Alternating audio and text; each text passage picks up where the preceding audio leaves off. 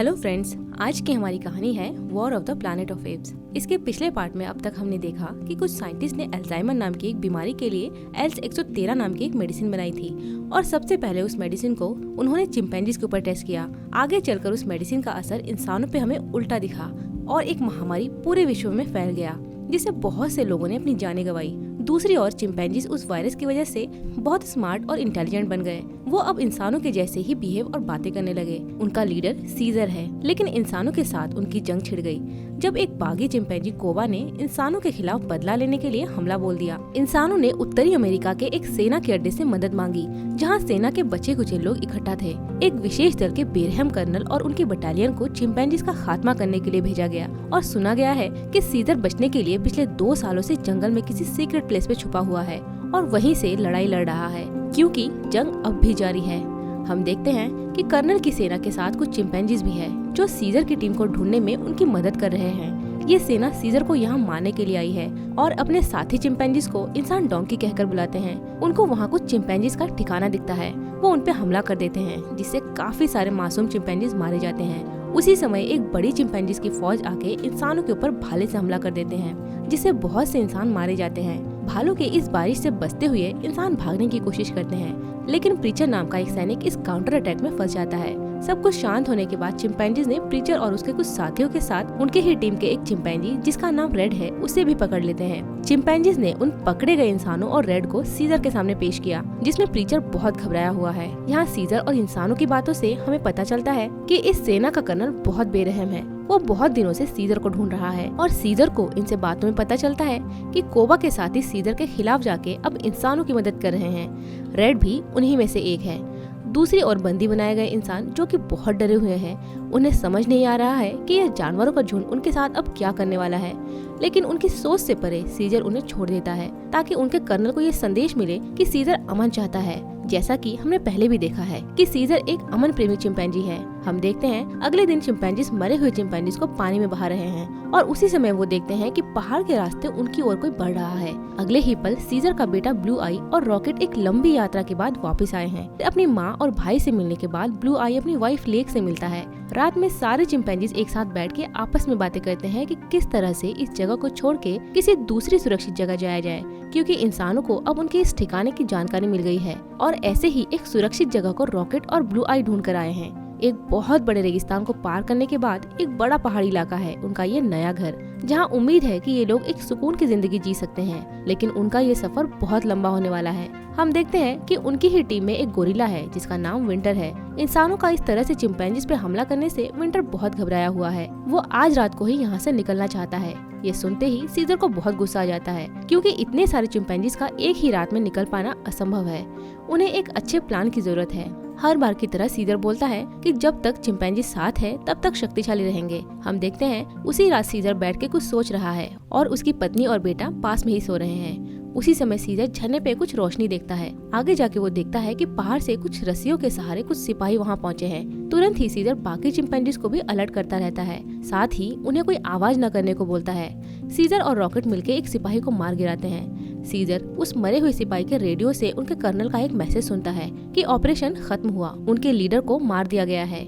ये सुनते ही सीजर को डाउट होता है। वो भाग के अपने परिवार के पास पहुंचता है। वो देखता है कि कर्नल सीजर की पत्नी और उसके बेटे ब्लू आई को मार के भाग रहा है। ये सब देख के सीजर गुस्से में पागल हो जाता है। वो कर्नल के ऊपर हमला करता है, लेकिन कर्नल झरने में छलांग लगा देता है। सीजर भी उसके पीछे कूद जाता है, लेकिन वो कर्नल को पकड़ नहीं पाता।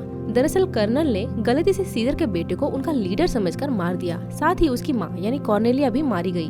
सीजर बहुत शौक में होने के साथ ही अपने छोटे बेटे कॉर्नेलियस को ढूंढता है। अगले ही पल उसे अपने सामने देख के सीजर कुछ राहत की सांस लेता है। सारे चिंपैंजीज आपस में बैठ के बातें करते हैं कि इंसानों को उनके ठिकाने के बारे में कैसे पता चला, कि सीजर एग्जैक्टली कहाँ मिलेगा। वो देखते हैं कि विंटर वहाँ नहीं है, इसका मतलब है वो अब इंसानों के साथ जा मिला है। अगले ही दिन सारे चिंपैंजीज अपने घर को छोड़ के निकल पड़ते हैं अपने नए घर के लिए। तभी सीजर ब्लू आई की पत्नी लेक को अपने छोटे बेटे की जिम्मेदारी सौंप देता है। वो तय करता है कि वो उनके साथ आगे नहीं जाएगा, क्योंकि सीजर अपनी पत्नी और बच्चे की मौत का बदला कर्नल से लेना चाहता है। सारे चिंपैंजीज ये सुन के हैरान हो जाते हैं, लेकिन सीजर अपने इरादों का पक्का है, इसीलिए सीजर के पुराने साथी रॉकेट, म्यूरिस और लूका उसके साथ जाते हैं। कर्नल को ढूंढते हुए अपने सफर में वो एक वीरान जगह पे पहुंचते हैं जहाँ कुछ खाली घर महामारी से हुए तबाही की कहानी सुनाते हैं। वहाँ उन्हें एक आदमी दिखता है जिसके हाथ में बंदूक है। वो उन पे हमला करने ही वाला था कि सीजर दूर से उस आदमी को ही मार गिराता है। वो वहाँ के घरों में तलाशी लेते हैं कि यहाँ उनके काम का कुछ है या नहीं। इतने में उन्हें वहाँ एक छोटी बच्ची दिखती है। हम देखते हैं कि बच्ची के नाक से खून गिर रहा है और वो बोल नहीं सकती। बच्ची उन्हें देख के घबरा न जाए तो म्यूरिस बच्ची को एक गुड़िया देती है जिससे बच्ची कुछ रिलैक्स हो जाए। हम देखते हैं कि सीजर अपने साथियों के साथ वहाँ से निकलने की तैयारी में है। तभी वो बच्ची उनके सामने आके खड़ी हो जाती है। म्यूरिस को बच्ची को देख के दया आ गई। वो सीजर को बोलती है कि अगर हम इसे यहाँ अकेले छोड़ के चले गए तो ये बच्ची यहाँ अकेले भूख से मर जाएगी। कोई दूसरा उपाय न होने की वजह से वो उसे अपने साथ ले जाते हैं। कुछ दूर चलने के बाद वो इंसानों के एक बेस के पास पहुँचते हैं। वो दूर से देखते हैं कि विंटर वहाँ इंसानों के साथ है जिसके धोखे ने सीजर से उसका परिवार छीन लिया। वो चुपके से विंटर तक पहुँचते हैं। अपने सामने अचानक सीजर और बाकी लोगों को देख के विंटर बहुत घबरा जाता है और उसके सामने सारी सच्चाई उगल देता है कि आखिर क्यों उसने उन्हें धोखा दिया। दरअसल वो बहुत डरा हुआ था कि इंसान से चिंपैंजीज कभी नहीं जीत पाएंगे और यहाँ इंसानों ने उसे प्रॉमिस किया है कि अगर उसने इंसानों की मदद की तो वो उसे बख्श देंगे। उसी समय विंटर कुछ सिपाहियों को देखकर उन्हें आवाज लगाने की कोशिश करता है। सीजर और बाकी सब उसका मुंह दबा देते हैं जिससे कि वो आवाज न निकल पाए। गार्ड्स के जाने के बाद वो देखते हैं कि सांस ना लेने की वजह से विंटर मारा गया है और फाइनली वो वहाँ से निकल जाते हैं और इंसानों के बेस के पास ही रात गुजारने के बारे में सोचते हैं। हम देखते हैं सीजर अभी भी कोबा को नहीं भूल पाया है। वो कोबा को हमेशा ही अपने कल्पनाओं में देखता रहता है। दरअसल ये जंग भी उसी की वजह से ही शुरू हुई है। सीजर कोबा पे बहुत भरोसा करता था। वो कभी समझ ही नहीं पाया कि इंसानों के लिए उसके मन में इतनी नफरत थी जो उन्हें यहाँ इस हाल में ले आया। अगली सुबह हम देखते हैं कि सारी सेना अपने ठिकाने को छोड़कर कहीं और जा रही है। सीजर और टीम दूर से ही उनका पीछा करते हैं क्योंकि विंटर ने उन्हें बोला था कि उनका कर्नल कुछ सिपाहियों के साथ वहां से दूर सरहद पे गया है और बाकी के सिपाही अगले दिन वहां से रवाना होंगे। अब क्योंकि सीजर कर्नल से ही बदला लेने के लिए यहाँ आया हुआ है तो वो कर्नल के लिए उनके पीछे जाता है। कुछ दूर चलने के बाद वो एक पहाड़ी इलाके में पहुंच जाते हैं जहाँ उन्हें बंदूक चलने की आवाज सुनाई देती है। सीजर अपने साथियों के साथ वहीं छुप जाता है।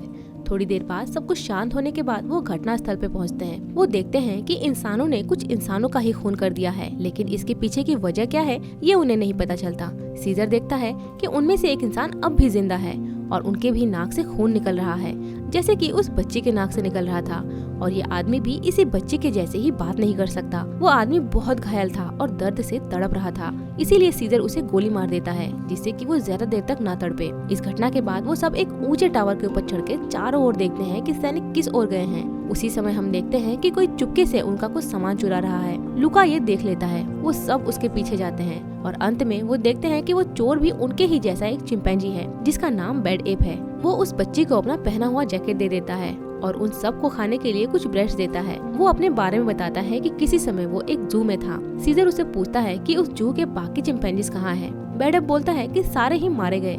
सीजर को उससे बातों में पता चलता है कि सिर्फ उसके साथी ही नहीं, बहुत से ऐसे चिंपैंजीज हैं जो उनकी ही तरह बातें करते हैं। उधर बेड एप सीजर और बाकी के चिंपैंजीज को देख के बहुत खुश है क्योंकि काफी सालों से उसने अकेलापन देखा है। वो उन्हें बोलता है कि कुछ दिनों पहले वो खाने की तलाश में इंसानों के एक जू में पहुंचा था जहाँ इंसान बहुत बीमार थे। वहाँ कुछ बुरे इंसान भी थे। यहाँ बुरे इंसान का मतलब सैनिक है, मतलब इंसान ही इंसान की जान के दुश्मन है। सीजर ये समझ जाता है कि ये शायद कर्नल का ठिकाना है। वो बेड एप को पूछता है कि क्या वो उन्हें वहाँ लेकर जा सकता है, लेकिन बेड एप वहाँ जाने से मना कर देता है क्योंकि उसे लगता है कि अगर वो वहाँ गया तो पूरे इंसान उसे भी पकड़ के मार देंगे।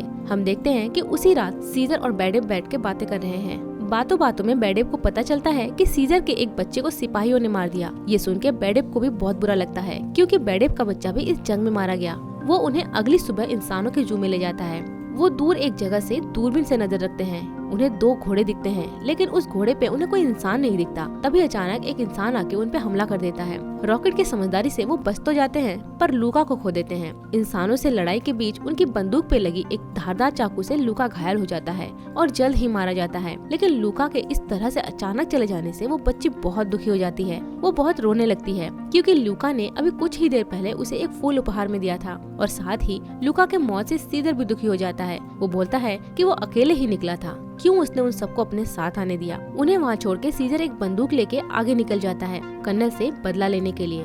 लेकिन कुछ दूर जाने के बाद वो देखता है कि इंसानों ने उसके ही टीम के काफी सारे लोगों को बांध के रखा है जो कि बुरी तरह से जख्मी हैं और ये वही लोग हैं जो कि नए घर की ओर निकले थे। उसमें से एक चिंपैंजी अभी भी होश में था। सीजर उनसे पूछता है कि आखिर तुम लोग यहाँ कैसे पहुँचे, तुम लोगों के साथ क्या हुआ था। वो बोलता है कि जब वो वहाँ से निकले थे तब अचानक इंसानों ने उन्हें घेर लिया और उन्हें बंदी बना के यहाँ ले आए। सीजर देखता है कि उसके सारे साथी वहाँ बंदी बनाए गए हैं, जिससे वो बहुत दुखी हो जाता है। अगले ही पल सीजर भी कर्नल के आदमियों के हाथों बंदी बना लिया जाता है। कर्नल सीजर को देख के बहुत खुश है क्योंकि फाइनली उसने चिंपैंजीज के लीडर को ढूंढ लिया है। वो सीजर को बाकी चिंपैंजीज के जैसे ही जेल में बंद कर देता है। सीजर वहाँ लेक यानी अपने बेटे की पत्नी को देखता है। साथ ही वो दूसरे पिंजरे में अपने बच्चे कॉर्नेलियस को भी देखता है, जो अपने पिता को देख के बहुत जोर जोर से रो रहा है। अगली सुबह हम देखते हैं कि एक सैनिकों का झुंड हेडक्वार्टर के सामने आकर जोर जोर से नारे लगा रहे हैं और अचानक ही वो सारे चिंपैंजीज को चाबुक से मारने लगते हैं। वो उनसे बहुत काम करवाते हैं। एक चिंपैंजी से एक छोटी सी भूल हो जाने की वजह से वो उसे चाबुक से बुरी तरह पीटते हैं। अपने सामने ये सब देख के सीजर बहुत जोर से चिल्लाता है कि छोड़ दो उसे। सीजर की आवाज सुन के बाकी चिंपैंजीज में भी उम्मीद की किरण जाग गई।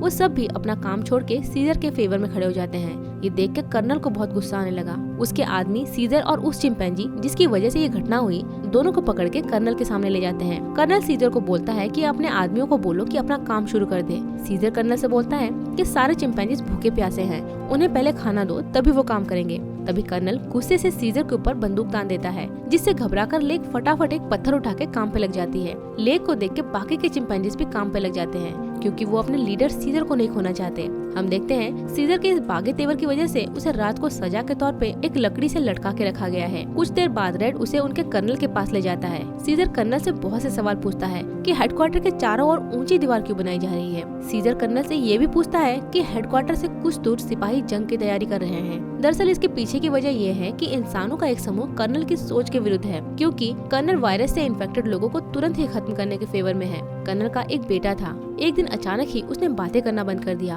और जानवरों की तरह बर्ताव करने लगा। उसके बाद उसका ट्रीटमेंट करने वाले डॉक्टर के साथ भी ऐसा ही हुआ। दरअसल वायरस के और अधिक शक्तिशाली होने की वजह से इस बीमारी ने अपना रूप ही बदल दिया। वो वायरस अब इंसानों को मार नहीं रहा, बल्कि इंसानों के अस्तित्व को ही खत्म करके उन्हें जानवरों की तरह बना रहा है। वही चिंपैंजीज को इंसानों की तरह स्मार्ट और इंटेलिजेंट बना रहा है। कर्नल को लगता है कि ये एक छुआछूत की बीमारी है, इसीलिए वो वायरस से इन्फेक्टेड लोगों को तुरंत ही मार देता है, जिससे ये महामारी और न फैले। लेकिन वही इंसानों का दूसरा समूह इन्फेक्टेड लोगों के ट्रीटमेंट के फेवर में है, इसीलिए वो अब कर्नल के खिलाफ है और उससे अब जंग करना चाहते हैं। लेकिन कर्नल चुप नहीं बैठेगा, वो भी उनसे जंग की तैयारी में है। इसीलिए वो हेडक्वार्टर के चारों ओर दीवार बना रहा है और दीवार को जल्दी बनाने के लिए ही उसने चिंपैंजीज को बंदी बना के उनसे काम ले रहा है। हम देखते हैं कि अगली सुबह सारे चिंपैंजीज को खाना और पानी दिया जा रहा है। रेड सीजर के पास पानी लेके पहुंचता है, लेकिन वो उसे पानी नहीं पिलाता, बल्कि पानी की पूरी बाल्टी ही उसके ऊपर डाल देता है। दूसरी ओर रॉकेट, म्यूरिस और बेडेप दूर से ही उस जगह पे नजर रख रहे हैं। तभी अचानक ही बेडेप वहीं एक जगह जमीन के धंसने से गिर जाता है। उसके साथ ही बेडेप को तो बचा लेते हैं, साथ ही ये भी समझ जाते हैं कि उस जगह पे एक अंडरग्राउंड टनल भी है, जिससे वो शायद वहाँ अंदर फंसे चिंपैंजीज को बचा पाए। वो टनल के अंदर जाने की जगह ढूंढते हैं। दूसरी तरफ छोटी बच्ची उस मिलिट्री बेस में घुस जाती है। वो घायल सीजर को वहाँ जेल में बंद देखती है। वो सीजर को पानी पिलाती है और साथ ही कुछ खाने को भी देती है। उसी समय कर्नल सिक्योरिटी के साथ वहाँ पहुँचता है। सीजर बच्ची को पास ही में छुपने को बोलता है। सिक्योरिटी को डिस्ट्रैक्ट करने के लिए रॉकेट उनके सामने पहुंचता है। जल्द ही वो रॉकेट को पकड़ के पिंजरे में बंद कर देते हैं।